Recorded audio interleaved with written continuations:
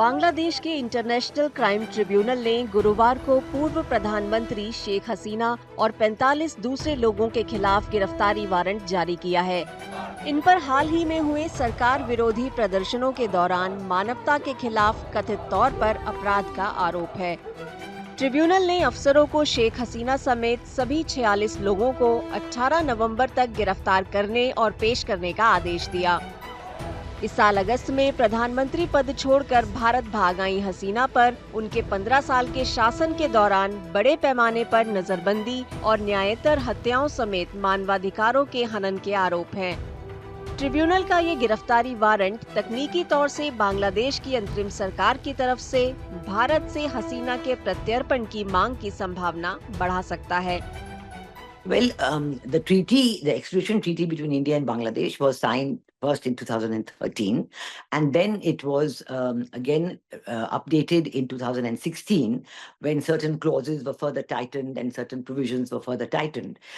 And this extradition treaty between any two governments allows for any government to make any of these two governments to make a request for extraditing a person, let's say in this case a Bangladeshi national living in India or an Indian national living in Bangladesh.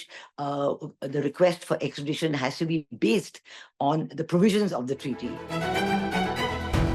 Bharat और बांग्लादेश के बीच प्रत्यर्पण संधि में प्रत्यर्पण से इनकार करने का प्रावधान शामिल है। हालांकि संधि का अनुच्छेद 6 कहता है कि अगर आरोप राजनीतिक प्रकृति का है तो प्रत्यर्पण से इनकार किया जा सकता है।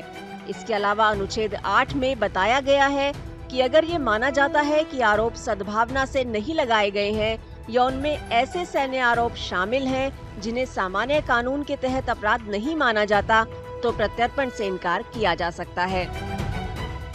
If any person is required by another country, one of these, the two countries, either by the India or Bangladesh, to be extradited for political reasons, so obviously, the same extradition treaty which will not apply. But that, I think, that is not something which is very specific to India, Bangladesh. The extradition treaty. This is the case with the most of the extradition treaties. SARC also has an extradition treaty, and there is always, because in many places people are also wanted on for political reasons, in spite of any crime which they are accused of committing in a particular country, and even without that being proved, an extradition request is being made.